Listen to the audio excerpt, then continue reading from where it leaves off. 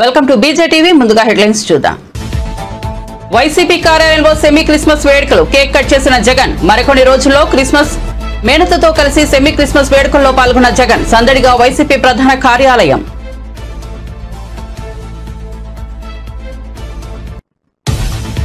గ్లోబల్స్ ప్రచారంతోనే కాంగ్రెస్ బతుకుతోందన్న హరీష్ రావు. ప్రజల ప్రశ్నలతో భయపడి కాంగ్రెస్ తప్పుడు ప్రచారం చేస్తోందని వెల్లడి. తలసరి ఆదాయంపై మాట్లాడడానికి కాంగ్రెస్ కు ధైర్యం లేదన్న మాజీ మంత్రి.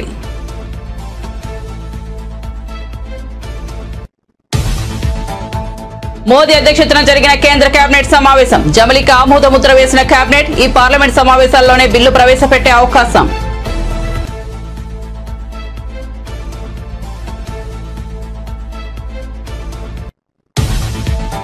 వికారాబాద్ జిల్లా తాండూరులో ఉద్రిక్తత. మాజీ మంత్రులు సబితా ఇంద్రారెడ్డి, సత్యవతి రాథోడ్లను అరెస్ట్ చేసిన పోలీసులు. ఫుడ్ పాయిజన్ కు గురైన విద్యార్థులను పరామర్శించడానికి వెళ్తున్న మాజీ మంత్రులు.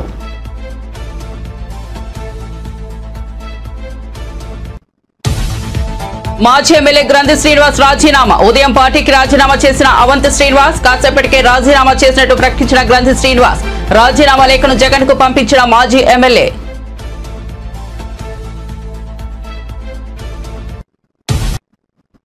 ఇక వార్తోరాల్లోకి వెళ్తే క్రైస్తవులకు అత్యంత పవిత్రమైన క్రిస్మస్ పర్వదినం సమీపిస్తోంది. ఈ నేపథ్యంలో తాడేపల్లిలోని వైసీపీ ప్రధాన కార్యాలయంలో సెమీ క్రిస్మస్ వేడుకలు నిర్వహించారు.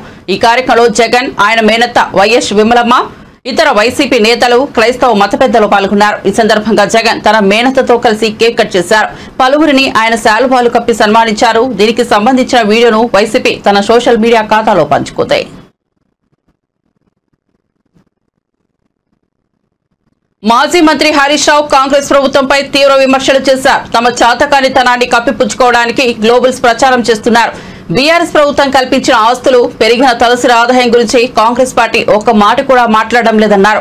తమ హామీలను అమలు చేయలేదని ప్రజలు ప్రశ్నిస్తున్నారేమో అన్న భయంతోనే ఇలాంటి గ్లోబల్స్ ప్రచారం కాంగ్రెస్ చేస్తోందని హరీష్ రావు ఎద్దేవా చేశారు.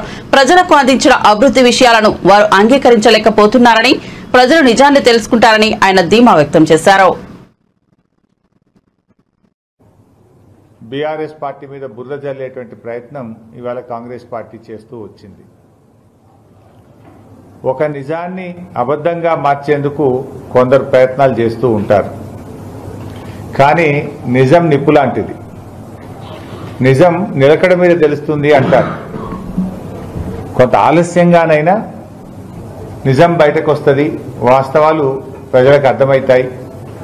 నిజం అందరి కళ్ళు కూడా తెరిపిస్తుంది.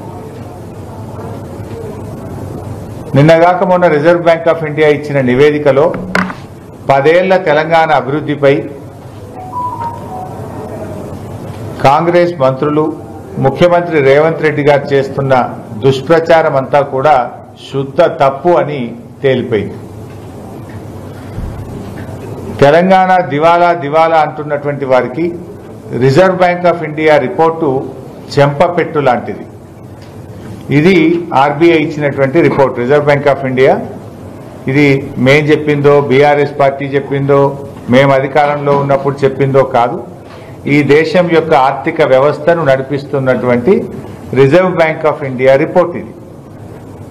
ఆర్బీఐ రిపోర్టు ఈరోజు మీ ముందు ఉంచుతున్నాం. అంటే సంపదను సృష్టించడమే కాదు, దాన్ని రెట్టింపు చేయడం ఎలాగో బీఆర్ఎస్ పాలనలో యావత్ దేశానికి చాటి చెప్పిండ్రు ముఖ్యమంత్రి కేసీఆర్. 10 ఏళ్లలో ప్రతి రంగాన్ని కేసీఆర్ గారు అభివృద్ధి పథంలో పరుగులు పెట్టించారని ఆర్బీఐ విడుదల చేసినటువంటి హ్యాండ్ బుక్ ఆఫ్ స్టాటిస్టిక్స్ 2024 నివేదికలోని గణాంకాలు కళ్లకు కట్టినట్టుగా మనకు చెప్తా ఉన్నాయి.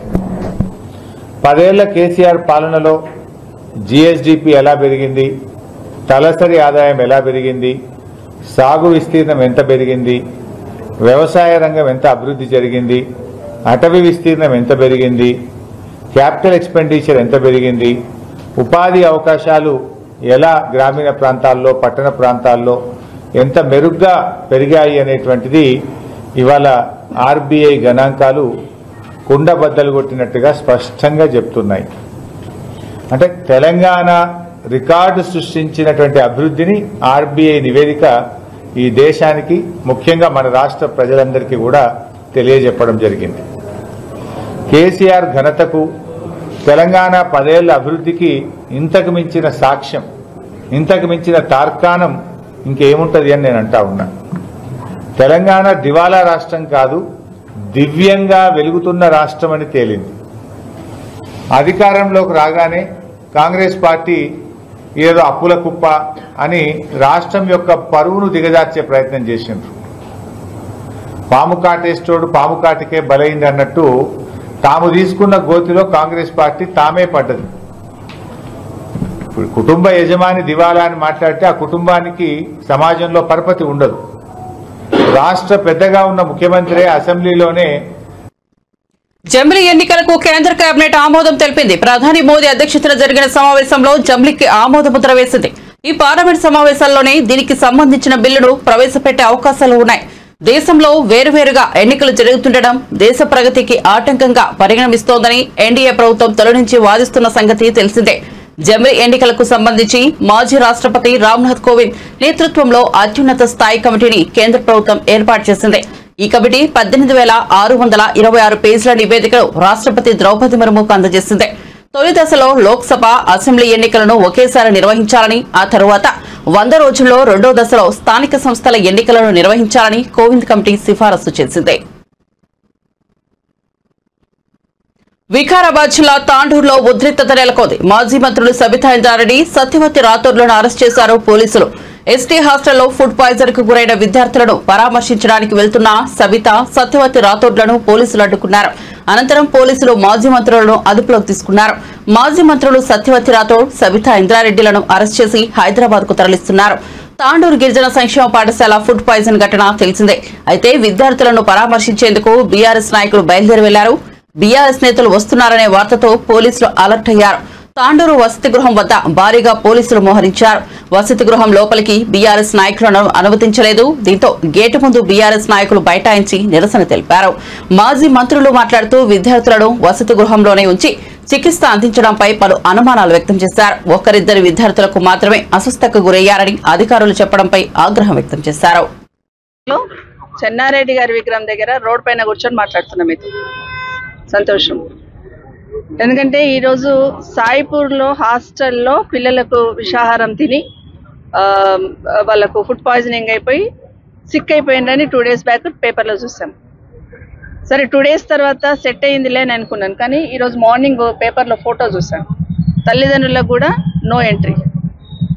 అంటే వాళ్ళ పిల్లలను చూసుకోవడానికి, వాళ్ళ పిల్లలు సిక్ అయిందని తెలిసినప్పుడు తల్లిదండ్రులను చూసుకోవడానికి కూడా పర్మిషన్ ఇవ్వలేదన్నప్పుడు ప్రధాన ప్రతిపక్షంగా మాకు బాధ్యత ఉంటుందా ఉండదా? మీరు తల్లిదండ్రులను అలో చేయనప్పుడు కనీసం మేమైనా కనీసం వెళ్ళి చూసి వాళ్ళకు భరోసా కల్పించి ఏం జరిగిందని కనుక్కోవాల్సిన అవసరం ఉంది. కానీ ఆశ్చర్యం ఏంటంటే ఈరోజు మేము ఇక్కడ వికారాబాద్కి ఎంటర్ కాగానే, నాకు తెలియదు చన్గోముల దగ్గరనే మమ్మల్ని ఆపాలనుకున్నారని నాకు కూడా తెలియదు. కానీ ఈ రోడ్ ఎంబడి ట్రాఫిక్ తక్కువ ఉంటుంది అని చెప్పి నేను ఈ రోడ్ ఎంబడి సిద్ధులూరు రోడ్ ఎంబడి వస్తే ఇక్కడ మమ్మల్ని ఆపేశారు.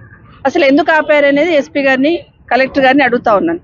అంటే ప్రతిపక్షంలో ఉన్న వాళ్ళకి ఒక రూలు, అధికార పక్షంలో ఉన్న వాళ్ళకి ఒక రూలా?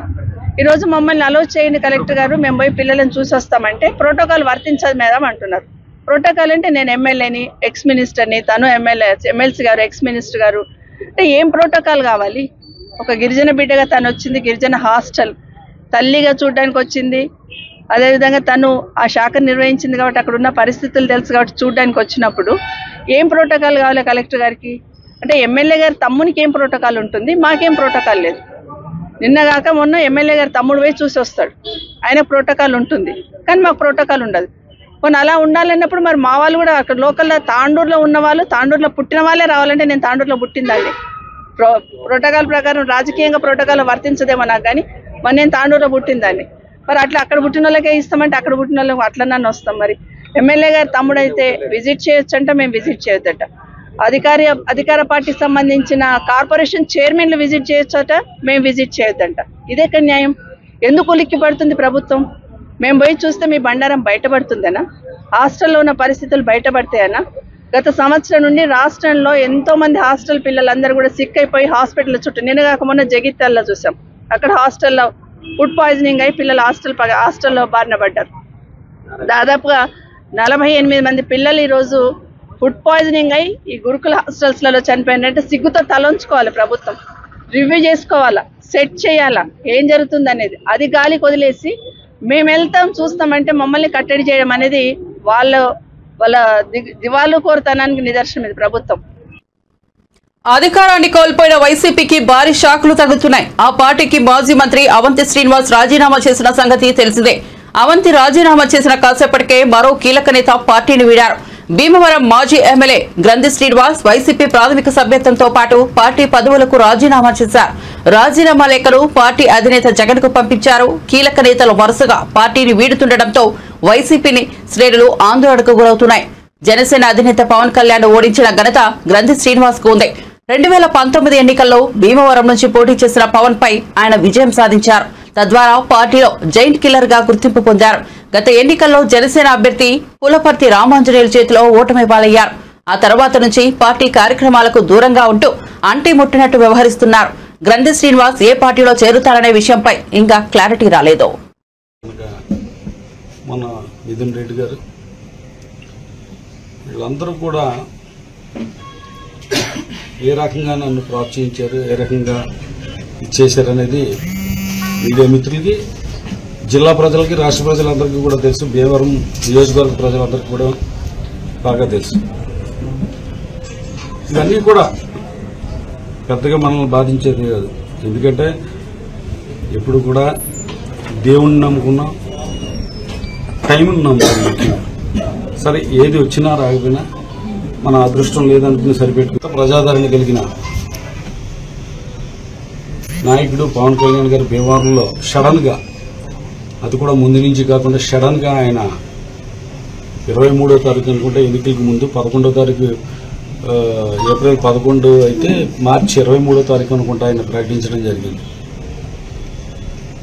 అయినా కూడా పవన్ కళ్యాణ్ అంటే నాయకుడు, ప్రజాదరణ ఉన్న వ్యక్తి పోటీ చేసినప్పటికీ కూడా పోరాటం ఆపలా, భయపడలా, వెనక్కి తిరిగి చూడలా. పార్టీ నుంచి ఎటువంటి సహాయ సహకారాలు ఉన్నా లేకపోయినప్పటికీ కూడా. కానీ కొంతమంది జిల్లా నాయకులు అలాగే రాష్ట్రానికి ఏదినట్టే తీసుకోవడం జరిగింది. మీ అందరికీ కూడా ఈ రాజీనామా లేఖను చూపించడం జరిగింది. దీన్ని జగన్మోహన్ రెడ్డి గారికి పంపించి నా రాజీనామాని ఆమోదించవలసిందిగా కోరుతూ ఆయనకి ఈ లేఖను పంపించడం జరుగుతుంది. ముఖ్యంగా నా వ్యక్తిగత కారణాలతోటి గతంలో కిందట నెల ఆయన్ని కలవడం జరిగింది. కలిసినప్పుడు ఆ రోజు ఆయన్ని మే నెల దాకా మరి పార్టీ కార్యక్రమాలు అవి అని చెప్తున్నారు. మే నెల దాకా సమయం అని చెప్పి అడగడం జరిగింది. ఆ రోజే మీ అందరికీ తెలుసున్నదే, ఆయన కలుస్తున్న రోజున ఆయన దగ్గర ఉండగానే రైడ్ అనేది, ఇన్కమ్ ట్యాక్స్ రైడ్ జరుగుతుంది. ఆ టైంలో కూడా ఏదైనా చిన్న వాటి ధైర్యవచనాలు ఏమన్నా వస్తాయేమో అనుకున్నాను. అటువంటిది ఏం లేకుండా పోరాటం చేయాలి, యుద్ధం చేయాలి, మళ్ళీ మనం అధికారంలోకి రావాలి అని చెప్పడం నాకు చాలా ఆశ్చర్యం కలిగించింది. పార్టీ నాయకులు, కార్యకర్తలు ఎటువంటి ఇబ్బందుల్లో ఉన్నారు ఏంటనేది ఆ క్షణంలో ఆయన నాయకులు, కార్యకర్తల పట్ల ఒక సానుకూలమైన. అరెస్ట్ అయిన గిరిజన రైతు హీరా నాయక్ గుండెపోటుకు గురయ్యారంటూ పెద్ద దుమారం రేగుతోంది. అరెస్ట్ అయిన వ్యక్తికి గుండెపోటు వస్తే కనీసం కుటుంబ సభ్యులకు కూడా చెప్పరు. బేడీలతో ఆసుపత్రికి తీసుకెళ్లడం ఎంత దారుణమంటూ కేటీఆర్ తీవ్రంగా స్పందించారు. రాహుల్ గాంధీకి మానవత్వం ఉంటే రేవంత్ రెడ్డిని మందలించండి. ఆయన జైపూర్ లో విందులు వినోదాలతో హ్యాపీగా ఉంటే ఇక్కడ గిరిజన రైతు జైల్లో చనిపోతున్న పరిస్థితి వచ్చింది.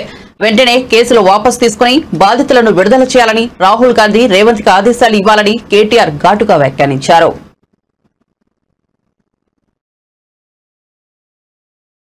చేయాలనుకొని ఆయా గ్రామాల్లోకి పోతే ఆ గ్రామాల్లో ఉండే పేద, చిన్న, సన్నకారు రైతులు ముఖ్యంగా లేదు ఇదో చిన్న సంఘటన అంటూ ఆయన దాన్ని చాలా హుందాగా జరిగిన సంఘటనని రైతుల మనోభావాలు అర్థం చేసుకుని కలెక్టర్ గారు దాడి జరగనే లేదు అన్న మాట మాట్లాడినారు.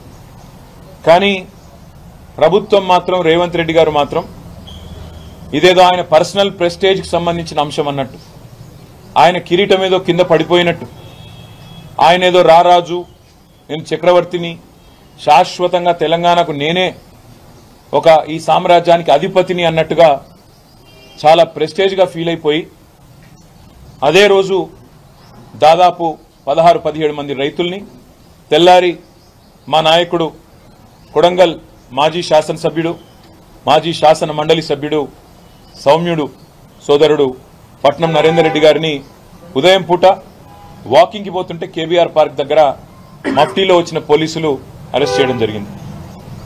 12 నవంబర్ నాడు ఆ రోజు ఈ రైతులందరినీ పోలీస్ కస్టడీలోనే చిత్రహింసలకు గురి చేయడం జరిగింది. 3rd డిగ్రీ టార్చర్ కూడా చేయడం జరిగింది. ఇది నేను చెప్పడం కాదు, వాళ్ళు స్వయంగా ఆ రోజు మేము సంగారెడ్డి జైల్లో కలిస్తే సమస్యనే లేదు, 70 లక్షలు విలువ చేసే భూమిని నువ్వేదో 10 లక్షల మొహాన కొట్టి తీసుకుంటానంటే ఎందుకు ఇస్తాము, ఇయ్యము, అయినా మాకున్నదే ఈ భూమి ఎందుకు ఇయ్యాలి అని చెప్పి తిరగబడ్డారు. సంగారెడ్డి ఆసుపత్రికి తీసుకుపోయినారు. తీసుకొని పోయి మళ్ళీ సాయంత్రం 4 గంటలకు మళ్ళీ జైలుకు తిరిగి వచ్చినారు. కానీ ఎక్కడ కూడా ఈ వార్త బయటికి రానియకుండా, ప్రభుత్వానికి తెలుసు కానీ ప్రభుత్వం కూడా బయటికి రానియకుండా, కనీసం ఒక వ్యక్తికి గుండె నొప్పి వస్తే జైలు అధికారులు అంటే ప్రభుత్వ కస్టడీలో వెంటనే ఆ కుటుంబ సభ్యులకు తెలియజెప్పాలన్నా వద్దా? కనీసం చెప్పలేదు. ఆయనకేమన్నా అయితే బాధ్యత ఎవరిదని నేను అడుగుతా ఉన్నా. కుటుంబ సభ్యులకు చెప్పకుండా, అమానవీయంగా ఆసుపత్రికి తరలించకుండా, కేవలం పరీక్షల నిమిత్తం మాత్రమే పంపించి తిరిగి రప్పించి మళ్ళీ జైల్లో పెట్టినారు. ఇవాళ ఉదయం మళ్ళీ గుండెపోటు వచ్చింది హీరియా నాయక్కి. ఇప్పుడు ఈరోజు ఉదయం 11 గంటలకు, నిన్న ఒకసారి అయింది, నిన్న ఎవరికి సమాచారం ఇయ్యలే, ఇవాళ పొద్దున గుండెపోటు వస్తే 11 గంటలకు మళ్ళా సంగారెడ్డి హాస్పిటల్కి తరలించిండ్రు. ఇప్పుడు పరిస్థితి బాగలేకపోతే ఇప్పుడు గాంధీ హాస్పిటల్కో నిమ్స్ చూసుకోండి. ఇవాళ నేను అడుగుతా ఉన్నా, 30 రోజులు కస్టడీలో ఉంటే, ఆరోగ్యపరమైన సమస్యలుంటే, ఇంత కుసంస్కారంగా, ఇంత అమానవీయంగా వాళ్ళు మనుషులనే ఇంగిత జ్ఞానం లేకుండా ఈ ప్రభుత్వం ఏదైతే వ్యవహారం చేస్తున్నదో దీని వెనుక ఉన్నది రేవంత్ రెడ్డి భూదాహం, రేవంత్ రెడ్డికున్న ఈగో దెబ్బతినడమే తప్ప ఇంకోటి కానే కాదు. ఆయన భూదాహం ఇవాళ గిరిజన రైతుల ప్రాణాల మీదకి తీసుకొచ్చింది. రాజమండ్రి ఎయిర్పోర్ట్ నుంచి న్యూఢిల్లీకి నేరుగా విమాన సర్వీస్ ప్రారంభమైంది. న్యూఢిల్లీ నుంచి రాజమండ్రి మధురపూడి విమానాశ్రయానికి చేరుకుంది మొదటి ఇండిగో డైరెక్ట్ ఫ్లైట్. తొలి రాజమండ్రి వచ్చారు కేంద్ర పౌర విమానయాన శాఖ మంత్రి కింజరాపు రామ్మోహన్ నాయుడు, రాజమండ్రి ఎంపీ దగ్గుబాటి పురంధేశ్వరి, కాకినాడ ఎంపీ ఉదయ్ శ్రీనివాస్. ఇక రన్వేపై ల్యాండ్ అయిన ఇండిగో ఎయిర్ బస్ కు వాటర్ కెనాల్ తో ఎయిర్పోర్ట్ సిబ్బంది స్వాగతం పలికారు. ఈ సందర్భంగా జరిగిన సభలో కేంద్ర పౌర విమానయాన శాఖ మంత్రి కింజరాపు రామ్మోహన్ నాయుడు మాట్లాడుతూ విమాన ప్రయాణం విషయంలో డబ్బు కంటే సమయం గురించి ప్రజలు ఆలోచిస్తున్నారని అన్నారు. రానున్న 5 ఏళ్లలో దేశంలో 50 కొత్త విమానాలు రాబోతున్నాయని వెల్లడించారు. నరేంద్ర మోదీ ప్రధానమంత్రి అయ్యే నాటికి దేశంలో విమానాశ్రయాలు 74, కానీ ఇప్పుడు దేశంలో విమానాశ్రయాల సంఖ్య 158కి పెరిగిందని తెలిపారు.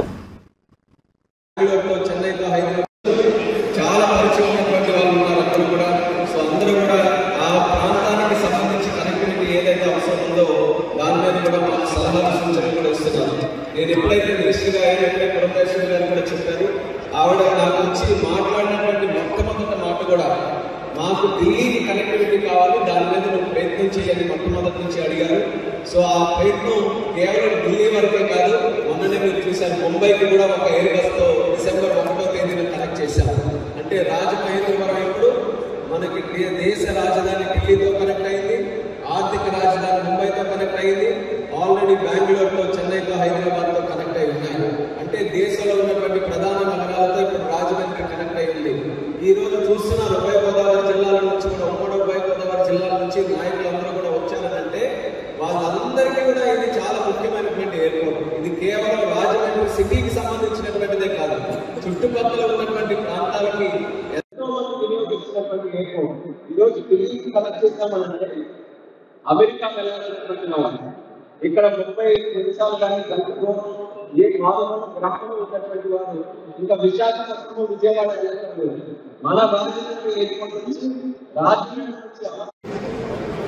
రామోహన్ నాయుడు గారికి తర్వాత మొట్టమొదటిగా నేను అనుమతించినటువంటి అభ్యర్థన రాజమండ్రి నుండి ఢిల్లీకి మనం కనెక్టివిటీ పెంచుకోవాలి అని చెప్పి నేను వారిని అభ్యర్థించిన వెంటనే వాళ్ళు దాని మీద దృష్టి పెడతాను అని చెప్పి చెప్పడం, వెంటనే వారి ఇండిగో ఎయిర్లైన్స్ తోటి మాట్లాడడం, ఎప్పటికప్పుడు నాకు ఏ స్థాయిలో ఈ మధ్యవర్తిత్వం ఉన్నది అనేటువంటి విషయాన్ని నాకు తెలియజేస్తూ ఈనాడు ఏదైతే రాజమండ్రి కనెక్టివిటీ పెరగాలి అని చెప్పి మనం భావించామో దానిలో మొట్టమొదటి అడుగు వేస్తూ రాజమండ్రి ఢిల్లీ కనెక్టివిటీని తీసుకొచ్చినటువంటి సందర్భంలో రామ్మోహన్ నాయుడు గారికి నేను ప్రత్యేకించి హృదయపూర్వక ధన్యవాదాలు తెలియజేస్తున్నాను.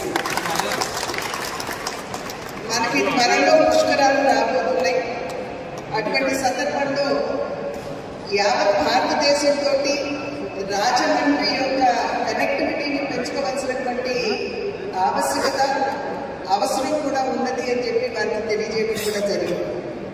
దానిలో భాగంగానే రాజమండ్రి నుండి తిరుపతికి, రాజమండ్రి నుండి బనారస్కి, వారణాసికి, రాజమండ్రి నుండి షిరిడీకి ఖచ్చితంగా మీరు దృష్టి పెట్టాలి అని చెప్పి ఇందాక ఫ్లైట్లోనూ మాట్లాడటం జరిగింది. ఇక్కడికి వచ్చిన తర్వాత ఉన్నటువంటి ప్రజాప్రతినిధులందరూ కూడా వారికి చేసినటువంటి విన్నపం కనుక ఖచ్చితంగా వారు దీన్ని దృష్టిలో పెట్టుకుంటారు అని చెప్పి నేను భావిస్తాను.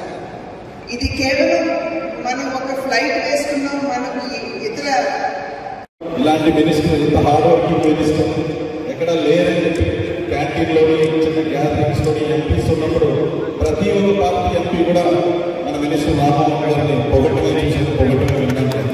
అంతగా హార్డ్ వర్కింగ్ మినిస్టర్. అలాగే బీజేపీ ఎమ్మెల్యే రాజాసింగ్ మోహన్ బాబు వ్యవహారంపై స్పందించారు. మీడియాను మీ కొడుకు పిలిచాడు కాబట్టే వారు మీ ఇంట్లోకి వచ్చారు, మీ ఇంటి ఇష్యూ లో పెట్టేశారంటూ ఆయన వ్యాఖ్యానించారు. ఇష్యూని ఇలాగే వదిలేస్తే అది మరింత పెద్దదవుతుంది. మోహన్ బాబు గారు మీడియా ప్రతినిధులకు క్షమాపణ చెప్పాలి. గాయపడ్డ టీవీ9 రిపోర్టర్ను వ్యక్తిగతంగా వెళ్లి కలవడం మంచిదని రాజాసింగ్ సూచించారు. మీడియా గౌరవం కాపాడడానికి అందరూ బాధ్యత వహించాలని ఆయన పేర్కొన్నారు. మోహన్ బాబు గారు ఆయన ఫ్యామిలీ ఇష్యూ, కానీ ఆయన కొడుకు మీడియాకి పిలిచినారు. దానివల్లనే మీడియా వాళ్ళ హౌస్ లోపల ఎంటర్ అయినారు. మీ ఇంటి ఇష్యూ మీ ఇంట్లో పెట్టుకుంటే బాగుంటుంది, కానీ మీ ఇంటి ఇష్యూని పబ్లిక్ లో పెట్టేసినారు, మీడియా ముఖంగా పెట్టేసినారు. మీడియా ఏంటంటే అసలు వాస్తవం ఏముంది అది కరెక్ట్ ప్రజల ముందు తీసుకురావడానికి ఒక ప్రయత్నిస్తుంది మీడియా. ఏ పార్టీకి గాని, ఏ వర్గంకి గాని, ఏ వ్యక్తికి గాని సపోర్ట్ గా ఇప్పుడు కూడా మీడియా ఉండదు. కానీ మోహన్ బాబు గారి ఇంటి లోపల మీడియా వాళ్ళు వెళ్తే ఏ విధంగా మోహన్ బాబు గారు టీవీ9 ఒక రిపోర్టర్ రాజేష్ గారి పైన ఏ విధంగా దాడి చేసినారు అది అందరు చూసినారు.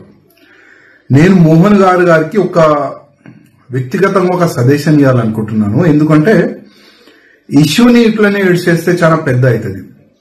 అందుకోసం మీరు తప్పు చేసినారు, అందరు కూడా చూసినారు.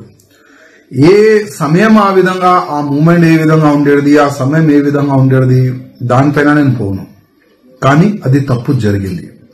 మోహన్ గారు మీరు మీడియా ముఖంగా వచ్చి క్షమాపణ చెప్తే చాలా బాగుంటుంది. అదేవిధంగా ఏ టీవీ9 రిపోర్టరు ఇంజూర్డ్ అయిండు, ఆయన హాస్పిటల్లో ఉన్నాడు, ఆయనకి హాస్పిటల్లో మీరు పోయి కలుస్తే కూడా బాగుంటుంది.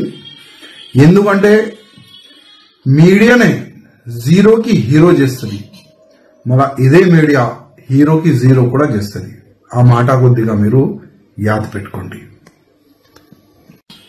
మోహన్ బాబు గారు ఆయన ఫ్యామిలీ. తెలంగాణ ఫుడ్ కార్పొరేషన్ పనితీరుపై మంత్రి సీతక్క ఆగ్రహం వ్యక్తం చేశారు. తెలంగాణ సచివాలయంలోని తన కార్యాలయంలో టీజీ ఫుడ్స్ పై మంత్రి Seethakka, foods corporation chairman MA Faheem, మహిళా శిశు సంక్షేమ శాఖ కార్యదర్శి అనితా రామచంద్రన్, డైరెక్టర్ కాంతి వెస్లీ, టీజీ ఫుడ్స్ అధికారులు సమావేశానికి హాజరయ్యారు. అంగన్వాడీ చిన్నారులకు సరఫరా చేస్తున్న సరుకుల్లో నాణ్యత లేదంటూ వస్తున్న ఫిర్యాదులపై సీతక్క ఆగ్రహం వ్యక్తం చేశారు. అంగన్వాడీ చిన్నారులకు సరఫరా చేసే బాల అమృతంను తయారీ చేస్తున్న టీజీ ఫుడ్స్ పై ఎంతో బాధ్యత ఉందన్నారు. బాల అమృతం ముడి సరుకుల్లో నాణ్యత లోపాన్ని సహించేది లేదన్నారు. నాసిరకం సరుకులు సప్లై చేసే కాంట్రాక్టర్లు సహకరించే అధికారులపై కఠిన చర్యలు తీసుకుంటామన్నారు.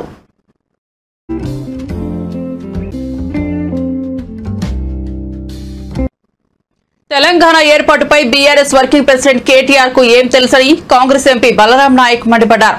అసలు పార్లమెంట్ లో తెలంగాణ బిల్లు సమయంలో కేసీఆర్ అత్తాలేరన్నారు. ప్రజా ఉద్యమాలను బలిదానాలను గౌరవించి తెలంగాణ కాంగ్రెస్ ఎంపీల పోరాటాన్ని మన్నించి సోనియా గాంధీ తెలంగాణ ఇచ్చిందన్న సంగతి అందరికీ తెలుసన్నారు.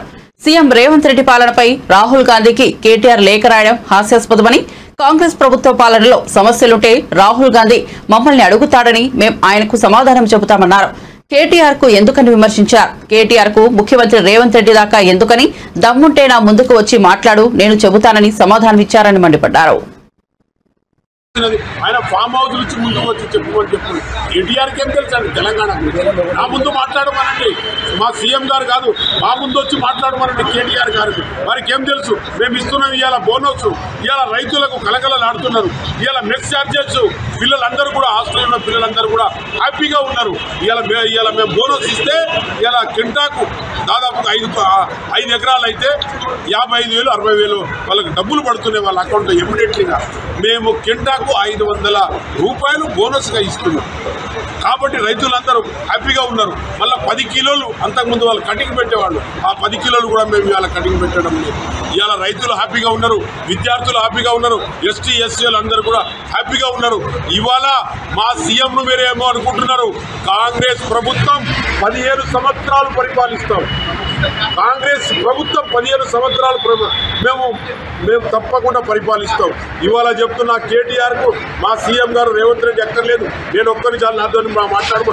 అసలు తెలంగాణ ఇచ్చేటప్పుడు కేసీఆర్ గారు హౌస్ లో ఉన్నారా? తెలంగాణ ఎంపీలు కొట్లాడితే తెలంగాణ వచ్చింది, సోనియా గాంధీ ఇస్తే తెలంగాణ వచ్చింది. కేటీఆర్ రాహుల్ గాంధీకి ఒక చిట్టి రాయడం వల్ల ఎఫెక్ట్ ఏం లేదు. రాహుల్ గాంధీ మమ్మల్ని అడుగుతాడు, మా విచారణ తీసుకుంటాడు.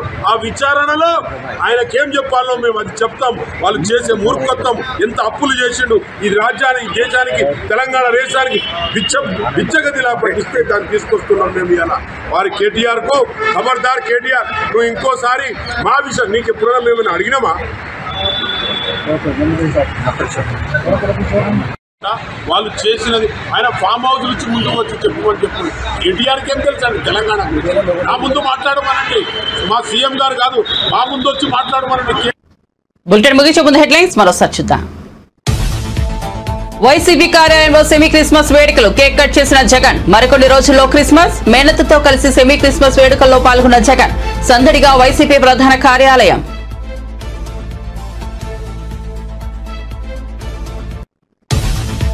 గ్లోబల్స్ ప్రచారంతోనే కాంగ్రెస్ బతుకుతోందన్న హరీష్ రావు. ప్రజల ప్రశ్నలతో భయపడి కాంగ్రెస్ ఎప్పుడు ప్రచారం చేస్తోందని వెల్లడి.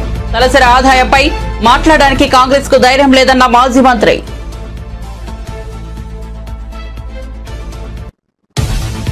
మోదీ అధ్యక్షతన జరిగిన కేంద్ర కేబినెట్ సమావేశం. జమిలీకి ఆమోద ముద్ర వేసిన కేబినెట్. ఈ పార్లమెంట్ సమావేశాల్లోనే బిల్లు ప్రవేశపెట్టే అవకాశం.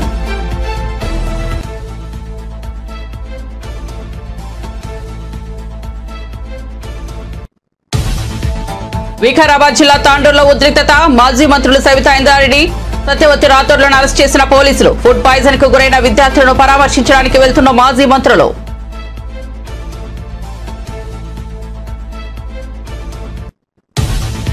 మాజీ ఎమ్మెల్యే గ్రంథి శ్రీనివాస్ రాజీనామా. ఉదయం పార్టీకి రాజీనామా చేసిన అవంతి శ్రీనివాస్, కాసేపటికి రాజీనామా చేసినట్టు ప్రకటించిన గ్రంథి శ్రీనివాస్. రాజీనామా లేఖను జగన్ కు పంపించిన మాజీ ఎమ్మెల్యే.